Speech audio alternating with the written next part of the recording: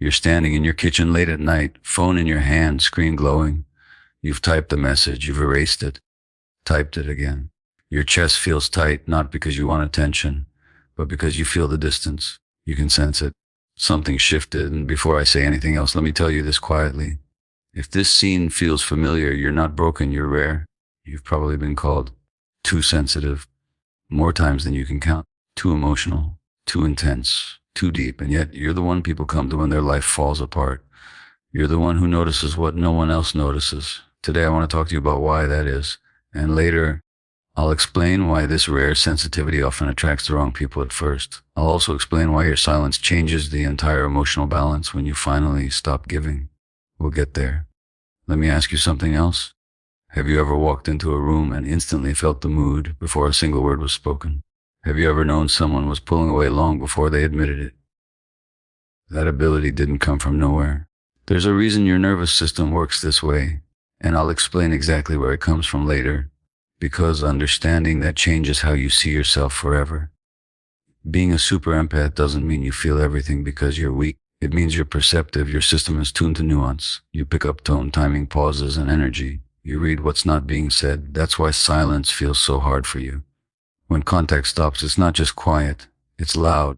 Your mind fills in gaps. Your body searches for emotional connection because it's used to being attuned outward. No contact feels uncomfortable at first because your identity has been built around awareness of others. You've spent years monitoring emotional climates, adjusting yourself to keep harmony. When you stop reaching out, it feels unnatural, almost wrong. But here's the truth you were never taught. Silence is not rejection. Silence is regulation. Silence pulls your energy back into your own body. It interrupts the pattern where you overfunction emotionally so someone else doesn't have to. And that's why it's powerful. It breaks the invisible contract that says you will always be the one to bridge the gap. This is where chasing comes in, and I want you to hear this without judgment. When you chase, you're not being needy. You're being loyal to your wiring. But chasing lowers your position because it tells the other person you'll absorb discomfort so they don't have to feel it. Over time, that creates imbalance. One person leans forward, the other leans back. And respect quietly erodes. Here's the spine line I want you to hold on to. Your sensitivity is not the problem, your boundaries are the solution. Let that land. You may have noticed this pattern. The more you explain yourself, the less you're understood. The more patient you are, the more patience is expected. This happens because depth without limits becomes invisible. People stop noticing what's always available. When you stop chasing, something interesting happens. The nervous system of the other person finally has space to respond, not react. Respond. Some people step forward, others disappear. Both outcomes give you clarity, and clarity is what super empaths need more than reassurance. Silence doesn't punish anyone. It reveals them. It reveals whether connection was mutual or one-sided. And that's why it feels powerful after the initial discomfort fades. Your mind slows down. Your body relaxes. You stop scanning for signals. You come back to yourself. There's another thing I promised I'd explain later, and this is important. Super empaths often confuse intensity with intimacy. Not because they're naive, but because their emotional range is wide. Strong feelings feel meaningful. But intensity without consistency drains you. We'll talk about how to tell the difference as we go on. Chasing lowers your position because it shifts the relationship from choice to pursuit. You want to be chosen, not tolerated. You want mutual movement, not emotional begging. And the moment you stop over-explaining, over-giving, and overreaching, you change the rules of engagement. Your sensitivity is not the problem. Your boundaries are the solution. I'm saying it again because repetition rewires belief. If you're listening to this and feeling a mix of relief and discomfort, that's a good sign. It means something in you is waking up. You're starting to see that being rare also means being misunderstood until you understand yourself. In the next part, we're going to talk about what actually happens in someone else's mind when you step back, why your absence is felt more than your presence ever was, and how to handle the urge to reach out without betraying yourself. For now, stay with this. You don't need to become less sensitive. You need to become more rooted. And that shift changes everything. When you step back, it can feel like you're doing nothing. On the outside, it looks passive. On the inside, it's one of the most active psychological shifts you can make. Stepping back interrupts a pattern that has been running quietly for a long time. The pattern where your nervous system is tuned to someone else's moods, needs, and reactions.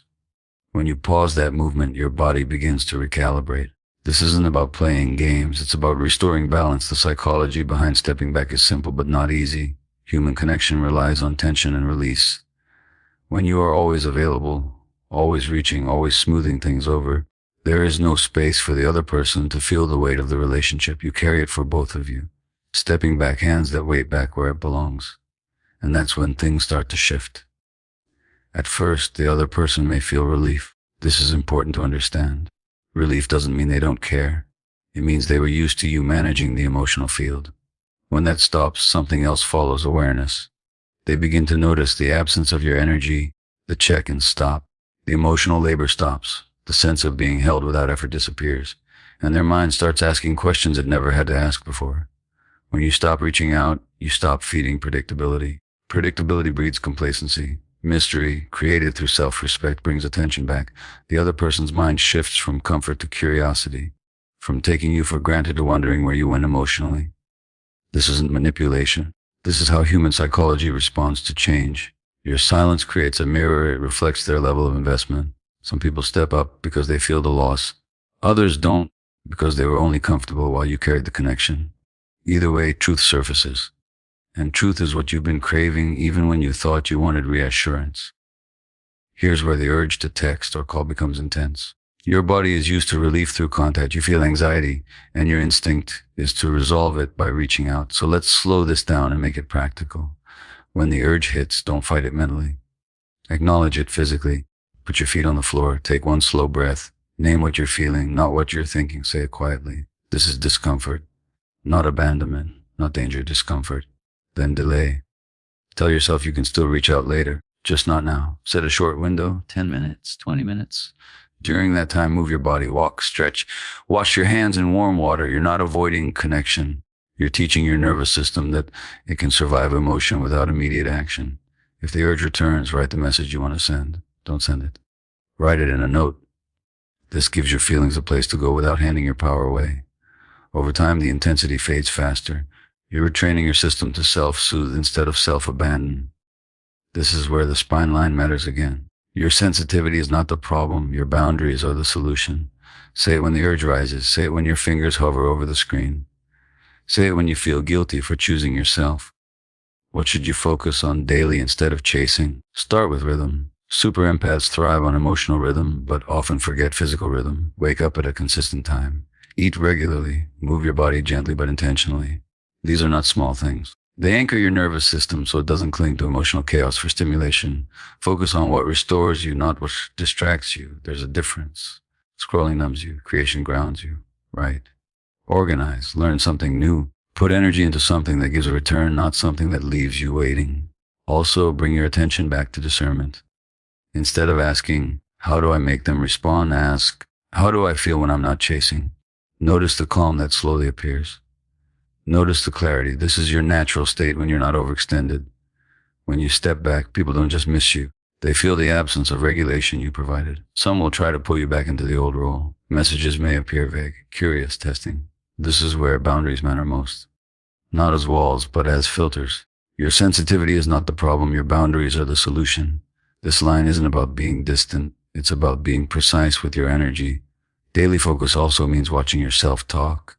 If you notice thoughts like, I'm being cold, pause. Replace them with something grounded. I'm allowing space. I'm choosing balance. Language shapes experience. Another shift happens quietly when you stop reaching out. You begin to see people more clearly. Without the noise of constant interaction, patterns become obvious: consistency, effort, reciprocity. You stop romanticizing potential and start seeing reality. This can be uncomfortable, but it's freeing. And let me say this gently. If someone only feels connected to you when you're chasing, they're not attached to you, they're attached to what you provide. Stepping back reveals that difference. Your sensitivity is not the problem.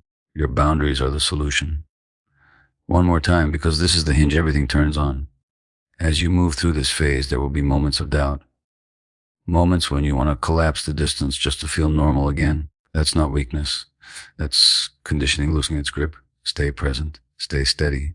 In the next part, we'll talk about what to do if they come back, how to set boundaries without shutting down, and what it means to move forward with dignity if they don't.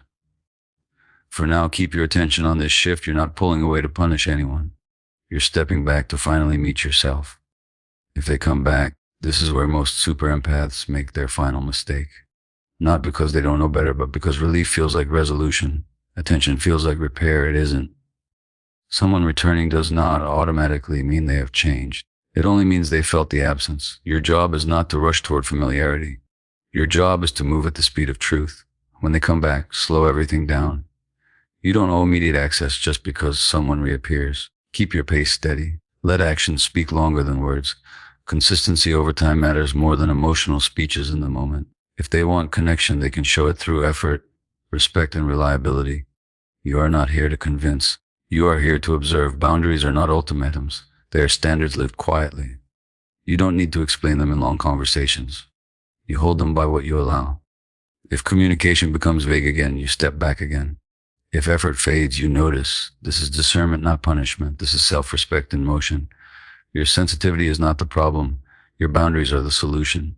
This matters most when old patterns try to return wearing new words. If they come back, stay rooted in who you became during the silence. Do not abandon that version of yourself to keep someone else comfortable. Let the relationship rise to meet you, not the other way around. And now, we need to talk about the other outcome. If they don't come back, this is where closure actually lives, not in answers, not in explanations. Closure lives in acceptance of reality. Silence reveals truth either way. If someone can live without you while you're no longer overgiving, that truth hurts, but it also frees you. If they don't return, it doesn't mean you were unlovable. It means the connection depended on your emotional labor to survive. And that is not love. That is dependency. Moving forward with dignity means you don't chase closure from someone who already gave you clarity through absence. You grieve what you hoped for, not what actually existed. You allow the sadness without turning it into self-blame. You let go without bitterness, because bitterness keeps you tied longer than love ever did. This is where super empaths grow into something quieter and stronger. You stop trying to be understood by people who benefited from misunderstanding you. You stop explaining your worth. You start living it. Your sensitivity is not the problem. Your boundaries are the solution. Say it again here, because this is the crossroads. Silence was not wasted time. It showed you who could meet you in balance and who could not. It taught you that peace feels different from intensity. It taught you that mutual effort feels calm, not confusing. Let me bring this together clearly. You learned that stepping back restores balance in your nervous system. You learned that chasing creates imbalance and lowers your position. You learned that silence reveals truth either way.